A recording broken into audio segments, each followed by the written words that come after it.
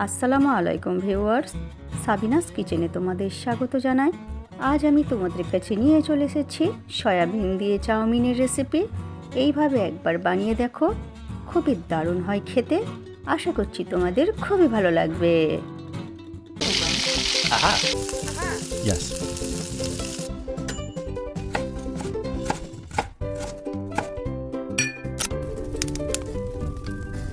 Wow! কড়াইতে সাদা তেল দিয়ে দিচ্ছি একটু বেশি করে, তাতে একটু বেশি করে পেঁয়াজ কুচি দিয়ে দিচ্ছি। তেলটা আমি ভালো করে গরম করে নিয়েই তারপর পেঁয়াজ দিয়েছি।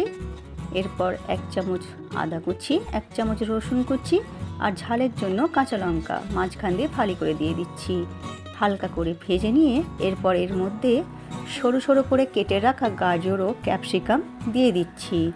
দিয়ে এবারে পরিমাণ মতো লবণ দিয়ে দিচ্ছি। দিয়ে এবারে আমি হাই হিটে ভাজতে থাকবো। যে কোনো চাইনিজ খাবারে একটু হাই হিটেই ভাজতে হয়, কম আঁচ করলে বেশি সেদ্ধ হয়ে যাবে সবজিগুলো। এরপর আমি হালকা করে ভেজে নিয়ে সয়াবিন দিয়ে দিচ্ছি। গরম পানিতে ভিজিয়ে নিয়ে পানি নিগড়ে নিয়ে দিয়ে দিচ্ছি। দিয়ে আবার সয়াবিনের জন্য কিছুটা লবণ দিয়ে দিচ্ছি। দিয়ে আবার আমি সয়াবিনটাও ভেজে নেব কিছুক্ষণ। সয়াবিনটা লাল করে ভেজে নেব আমি। ভেজে নিলে খেতে ভালো লাগবে। সয়াবিনটা যখন এবারে ভাজা হয়ে যাবে তখন মাঝখানটা আমি কিছুটা ফাঁকা করে দিচ্ছি। দিয়ে এর মধ্যে এবারে 2 চামচ টমেটো সস দিয়ে দিচ্ছি, 1 চামচ চিলি সস দিয়ে দিচ্ছি আর 1 চামচ সয়া সস দিয়ে দিচ্ছি। সব কিছু দিয়ে আমি এবারে সয়াবিনটাও কিছুক্ষণ ভেজে নেব। সসের কাঁচা গন্ধ চলে যাওয়া পর্যন্ত আমি নেড়ে নেব। সসের কাঁচা গন্ধ থাকলে অতটা খেতে ভালো লাগে না। এরপর আমি যখন এবারে কিছুটা ভাজা হয়ে যাবে এর মধ্যে এবারে 1 চামচ চিনি দিয়ে দিচ্ছি। যে কোনো চাইনিজ খাবারে একটু চিনি দিলে খেতে ভালো হয়। এরপর আমি চাউমিনগুলো সেদ্ধ করে রেখেছিলাম দিয়ে দিচ্ছি।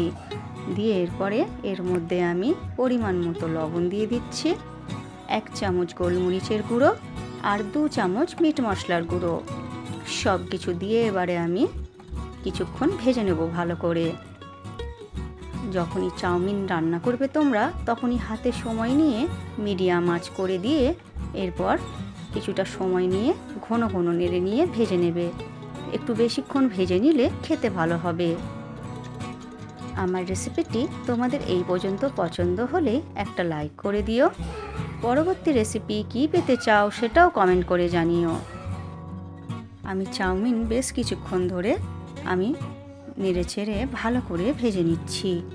ভালো করে ভেজে নিয়ে এরপর তোমরা গরম গরম পরিবেশন করো সকালের জলখাবারে বা সন্ধ্যা স্ন্যাক্স হিসাবে।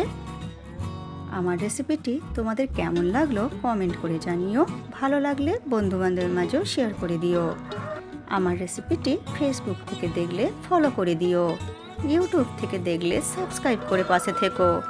আমার রেসিপিটি শেষ পর্যন্ত দেখার জন্য তোমাদের অনেক অনেক ধন্যবাদ রইল।